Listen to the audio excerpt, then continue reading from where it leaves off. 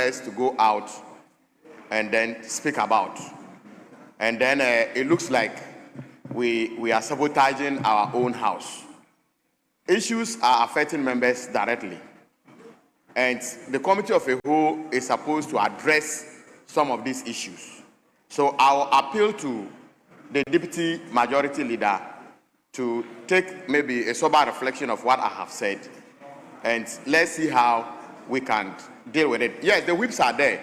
There are some, you go to the whip, you put, or you ask for information, and the whip cannot actually give you the answer that you need. And yes, I don't want to cite some examples in this house at this time. So I will urge that I trust my whip, but my whip don't hold answers. Please address that. My whip don't hold answers to some of those questions I'm talking about, especially if you want me to go ahead. Mr. Speaker. Honorable Ninjam. Yes. You see, maybe I will restrain myself. When a procedure is set down for a right to be exercised, it is that procedure that is followed in exercising the right. You don't have an opportunity to appear before the business committee and ensure that a particular business is programmed for the House. That is the reason for which your whips and your leaders are members of the business committee. What I will say is that if you table that issue before them and they have not represented it at the business committee, for the business committee to see the need to program the House as such, come and engage me personally. Come and engage me personally. Do you understand? The issues to be considered by the House, which will have to be programmed by the business committee. If you have approached your leaders and the whips, but they didn't table it before the business committee to be programmed, let's engage.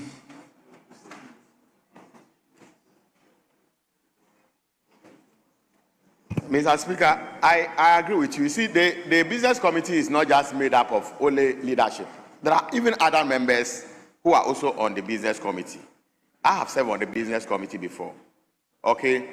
Just in your capacity as a deputy whip? Sorry? As a whip?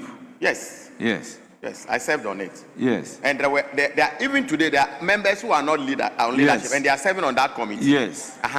One of the reasons why maybe you present a business statement for all of us, yes, is for us to make inputs. Yes. And that is what I have seen, that I wish that the business committee, yes, looks at it. But as we speak right now, we don't know what is it. I didn't have the opportunity of listening to you. And it's not a matter before the committee of the whole. It's not discussed in public. That is why you have to use one of the members of the business committee to table this at the business committee meeting, which will end up on a program to be taken by the House. For instance, your constituents cannot come here and speak to us directly. They can only speak through you. So if the constituent is speaking through you and the matter is not getting onto the floor, you can speak to any other member.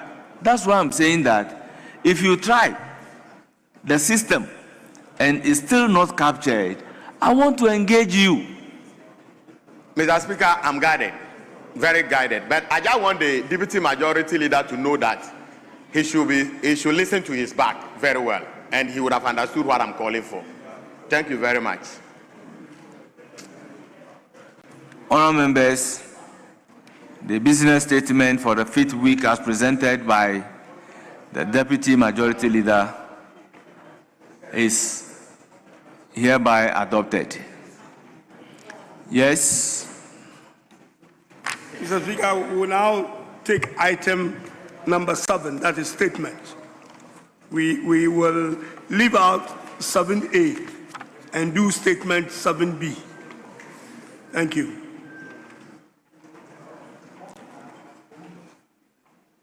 Yes, Deputy Minority Leader.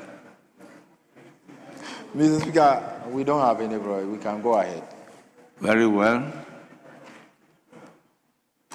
Statement numbered 7B, standing in the name of Rabna Osbin, Member of Parliament for Ablekuma North. You have the floor. Mr. Speaker, thank you. It's Rabna Osbin. Thank you very much. Mr. Speaker, I rise to make a statement in commemoration of International Albinism Day, Awareness Day, observed annually on 13th June to promote awareness of albinism and advocate the rights, dignity, and well-being of persons living with the condition. This year's observance is under the theme, Proudly in My Skin, Celebrating All Skin Tones. The theme reminds us of the need to embrace diversity, reject color-based discrimination, and affirm the equal worth, dignity, and rights of persons living with albinism. It also draws attention to the stigma, prejudice, and social exclusion that many continue to face because of their appearance. Mr. Speaker, albinism is a genetically inherited condition characterized by reduced or absent melanin pigment in the skin, hair, and eyes. Persons with albinism often experience visual impairments and face a heightened risk of skin damage and skin cancer due to prolonged exposure to ultraviolet radiation. Mr. Speaker, despite growing awareness globally, persons with albinism continue to encounter discrimination, stigma, and exclusion. In some parts of Africa, harmful myths and misconceptions have exposed them to violence and serious human rights abuses. While Ghana has not witnessed such extreme incidents, persons with albinism still face significant social, economic, and health-related challenges that require urgent attention. One of the most pressing concerns in the high incidence of skin cancer among persons with this condition has to do with Ghana's tropical climate and intense sunlight places them at greater risk. Yet access to sunscreen, regular dermatological care, and treatment remains beyond the reach of many. Access to eye care also remains a challenge. Visual impairments associated with albinism can affect their education and employment opportunities. Unfortunately, specialized eye care services, assistive devices, and educational support are often inadequate. Mr. Speaker, children with albinism continue to face barriers within the educational system, including bullying, stigma, and the lack of appropriate learning materials and classroom accommodations. These challenges can undermine their academic performance and limit their full participation in school.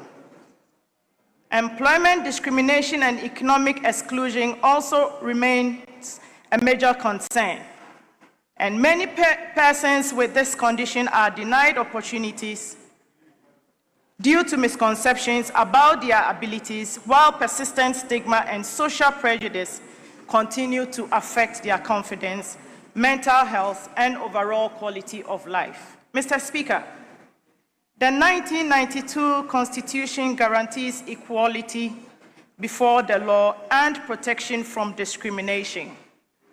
As a state party to several international human rights instruments, Ghana has an obligation to ensure that persons with albinism enjoy equal rights and opportunities in all spheres of national life. In this regard, Mr. Speaker, I respectfully call on the Ministry of Gender, Children and Social Protection and all relevant stakeholders to take practical steps to improve the welfare of persons with albinism, and these should include providing subsidized or free sunscreen and skin cancer screening services for persons with a condition, expanding access to specialized and ophthalmological care across the country. Include approved sunscreen products under the National Health Insurance Scheme. Strengthen inclusive education through the provision of assistive devices, learning materials, and teacher support. Promoting employment opportunities and economic empowerment programs for persons with albinism. Intensifying public education campaigns to eliminate myths, stereotypes, and discrimination. Expanding access to mental health and psychosocial support services, and improving data collection to support evidence-based policy making and resource allocation. Mr. Speaker, as we commemorate International Albinism Awareness Day 2026, let us reaffirm our commitment to building a society where every citizen is treated with dignity and respect regardless of appearance or genetic condition. In the spirit of this year's theme, Proudly in My Skin, Celebrating All Skin Tones, let us work together to eliminate discrimination, promote inclusion, and ensure that persons with albinism can live, learn, work, and contribute fully to national development. I thank you, Mr. Speaker, for the opportunity.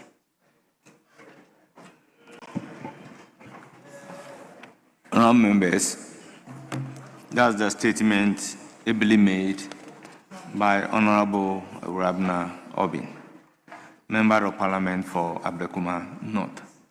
The floor is now open for comment. Yes? Mr. Speaker, we agreed to do 2-2. Very well.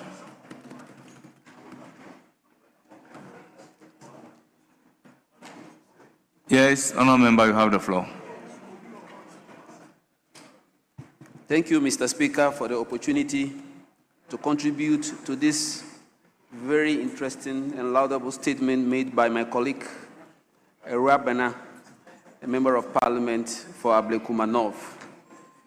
The International Day of Albinism is a day that we use at least to remind the general public about a group of people who are suffering from an inherent genetic disorder that doesn't allow their body to produce an hormone called melanin that is supposed to give some coloration to their skin and body parts. It also impedes their vision and also causes them to be more susceptible to sunlight, leading them to acquire skin cancer very easily. As a result, many young children who have albinism have challenges when they are in school. They are unable to read very fast like their colleagues because of the ophthalmologic and the sight defects that they have. And because of the nature of their skin, their hair, and their eyelashes, some kids may see them to be strange in their groups, so they tend to discriminate them. It's very sad that it happens, but we have to use today as the right place to educate Ghanaians that albinism is not anything but just a defect that nature has given to them. They are equally important as we are and are very capable of living like us, working like us, and producing like us. But the good news is that we have seen people inducing self-albinism in themselves who are not discriminated. So I think that we have to self-induce albinism by people who buy medications, buy creams, buy drugs to clear their skins, to look whitish, to look fairer. We don't discriminate them. What I am surprised is how we discriminate those that God has naturally prevented them from getting that nice color that we all have. That is to say that The very way the albinos are suffering from the lack of melanin in their skin, getting skin diseases, the same way those who are acquiring this self-induced albinism should be cautious, because they may be inducing themselves in acquiring a disease that we all have to find money for them to treat their skin cancer when they fall sick of cancer. Bleaching, that is what I mean. So, to me, albinism should not be, albinos should never be discriminated. We should help them. Teachers should ensure that they position these children at very favorable places in the classroom to be able to look at the board and learn. Teachers should allow children with albinism to read slowly and do not laugh at them when they are slow in reading because their vision is not good. Teachers should allow students with albinism to sit at places that there is good shade. And if it is possible, and we can have night classes for them, that is when they see better, we should organize night classes for them.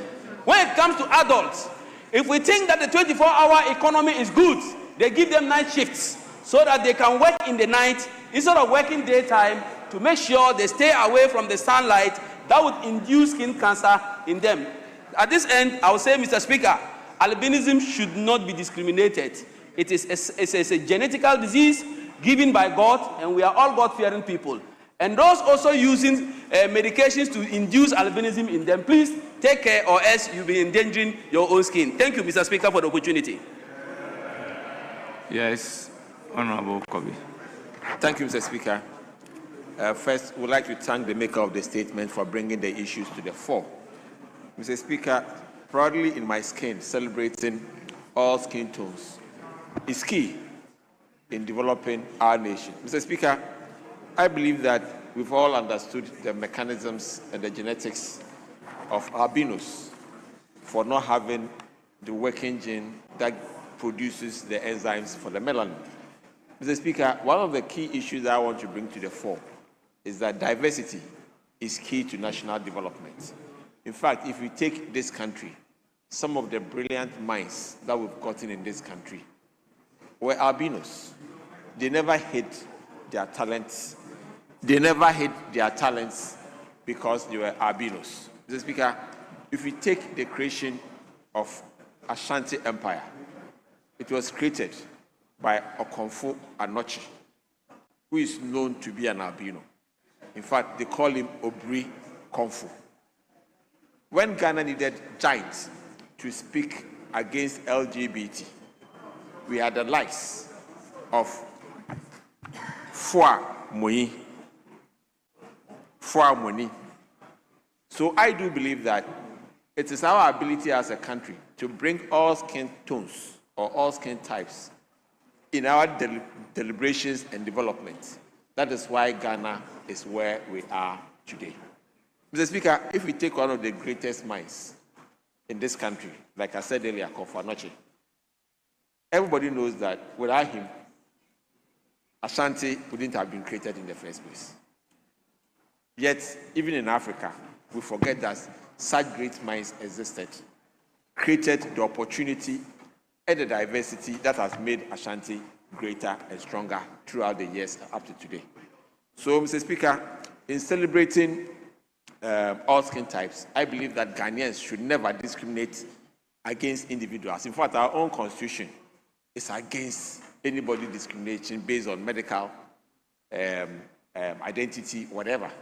So it is very important that we all support this statement and encourage all our albinos in our country to understand that we support them, whichever endeavor they are in, make sure that we bring them closer to us, and make sure that when they are being cheated or when they are being bullied, especially online and in other spheres of life, we'll be able to protect them and make sure that they get the best of this country. Mr. Speaker, like the Honorable said, whilst others are trying as much as possible to use their normal shea butter or inkuto to pomade themselves, others are using creams to create their own artificial albinism. Mr. Speaker, this is very unfortunate. This is very unfortunate. The black Ghanaian the black African is beautiful, and we should keep it. If you are lucky, God gave you a fine skin tone, keep it. Don't try to reduce it. Don't try to be lighter, because when you lighten your skin, it exposes you more to the UV rays that also create the cancers that we've been complaining about. With these few words, Mr. Speaker, let's continue to embrace diversity as a country. Let's embrace albinos in our country, because their IQ, their strength can help develop this country to be a better place. Thank you very much, Mr. Speaker. Yes, Honorable Chiwete. Thank you very much, Mr. Speaker, for the opportunity. Let me also take this chance to thank the Honorable Member of Parliament for making this important statement. Mr. Speaker, I just want to say a very few things about these people, especially in my constituency. I want the people of Ghana and the whole world to know that people living with albinism, some of them are very intelligent. In my constituency, Mr. Speaker, I have 2 on my executive board. In a community called Gbeneire, of course, many people heard about Gbeneire last year. The branch secretary is one Philip. He is an albino, a very intelligent teacher. He contributes so much to the success of our party in Solatona Kalba constituency. Mr. Speaker, another branch, just this morning, the branch chairman for Blama, he called me. We had a long chat.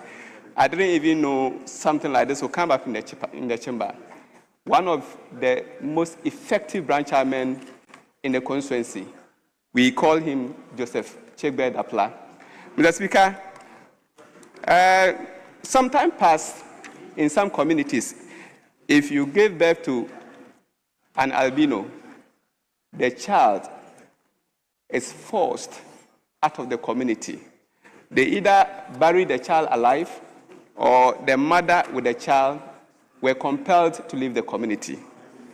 Thankfully, these days, that is not the case. Like I just said, some of them are doing very well. Just last week in this chamber, I cited one of them who came for the 4th African program. His contributions were solid. He's a well-known man, not just in Ghana, but the whole world. And so, Mr. Speaker, it is time for us to give them the opportunity to showcase what they have in them. It's just a matter of skin color difference, but they have the intellect. They have whatever that it takes for them to survive. They have whatever it takes for them to contribute to the development of the communities that they find themselves in.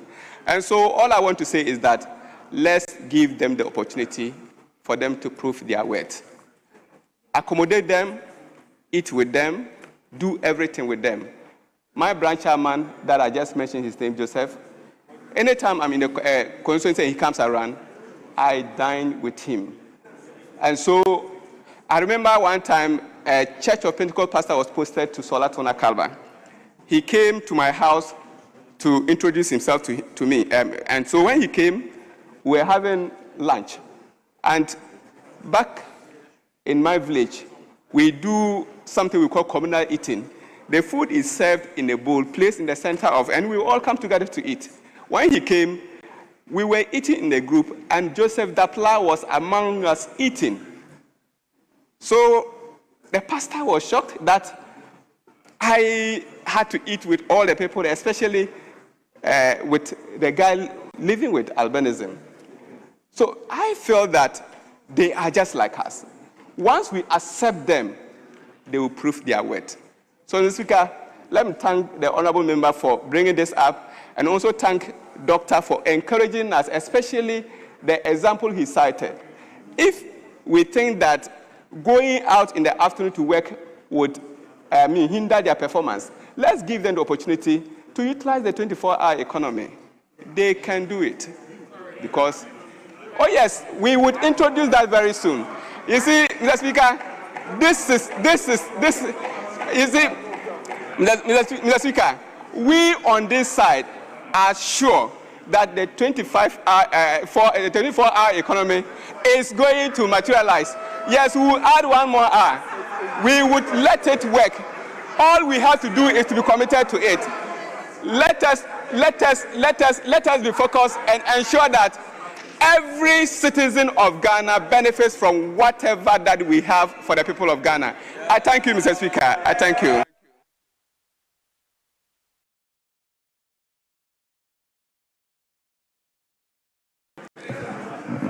Yes, minority leadership. Yes, majority leadership. Yes. Mr. Speaker, the indication was that we do 2-2, but we've done 2 here on our side. I think 1 on yours. Yes. Or 1 more. A member must get on his feet to be recognized. If you want to contribute, Mr. Speaker, there's still a space for him to contribute if we don't have anyone on that side. Honorable Deputy Majority Leader, anybody who wants to speak has a right, but voluntarily, the person must be on his feet to catch the eye of the speaker to be called upon to speak. After the statement, I look on to my left. I didn't see anybody on the feet. I came to my right. After that person, I look again. Then I came to my right. After that, I look again. That's why I'm giving the opportunity to the minority leadership. In the absence, I'm coming to the majority leadership. If you are also not going to contribute, then I'll end the statement, the comment on the statement here.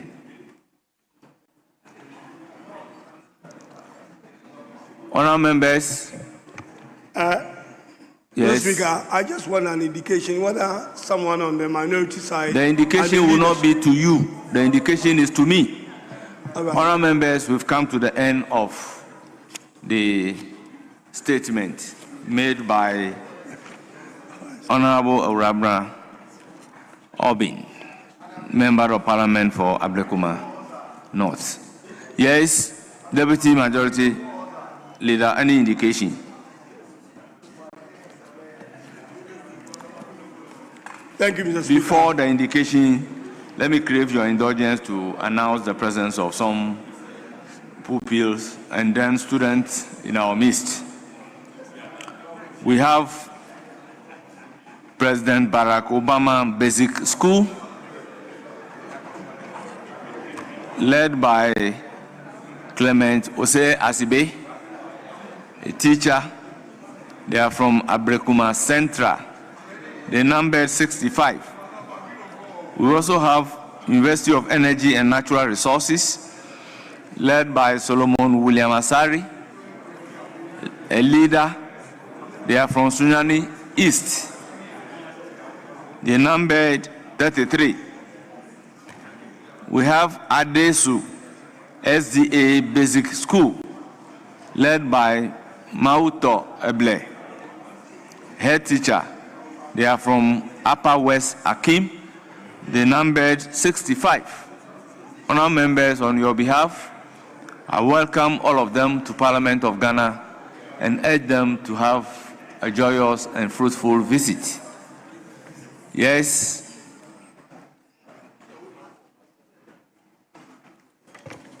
Thank you very much, Mr. Speaker. Mr. Speaker, we did agree earlier on that we will try and close here early today, obviously because the floods have not subsided. A flood, subsided. And then members are going to be traveling to their constituencies, so we want to enable them to live here at a decent time to be able to get to their constituencies safely and not affected by the floods. Thank you, Mr. Speaker. So I will have to move a motion to adjourn the House, but I can see my minority leader agitated. So if you give him an up. Yes, minority leader. Speaker, the Deputy Leader of the House is introducing a very contentious subject matter. According to him, he wants this House to adjourn because of flood. Mr. Speaker, we all know the situation in the country, and we know that so far there hasn't been any action by government to address the flooding situation.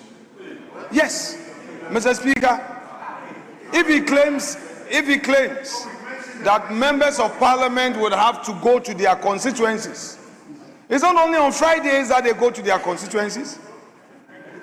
Why didn't he make this application on Tuesday and on Wednesday? That today he claims that members would have to go to their constituencies. Mr. Speaker,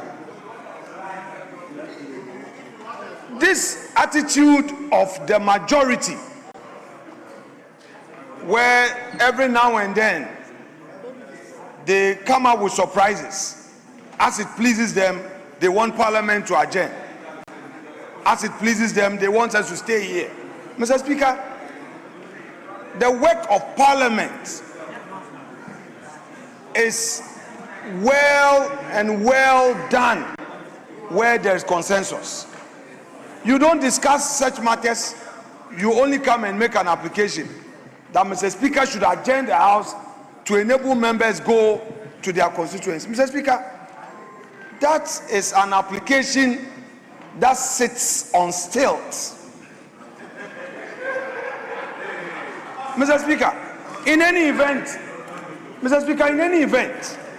if we look at today's order paper, at page 43, motion 53, Mr. Speaker, motion 53 is an important motion that has serious national security implications.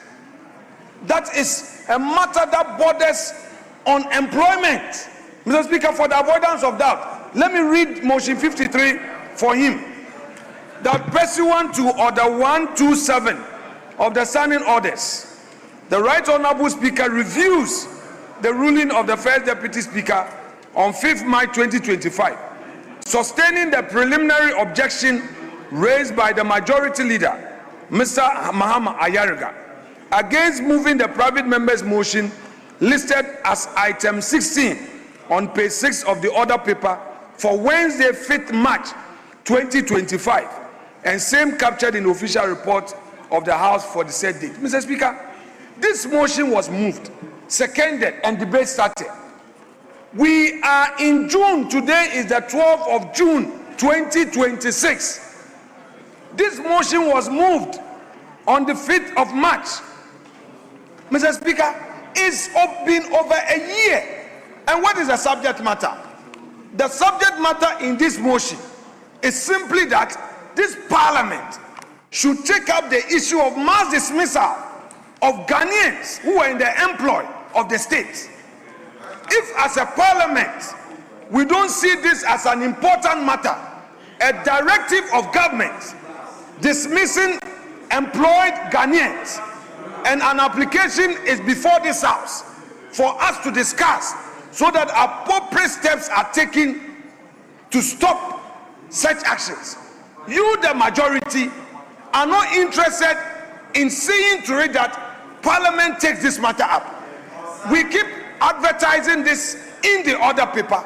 It's been over a year. Those children, those youths, Mr. Speaker,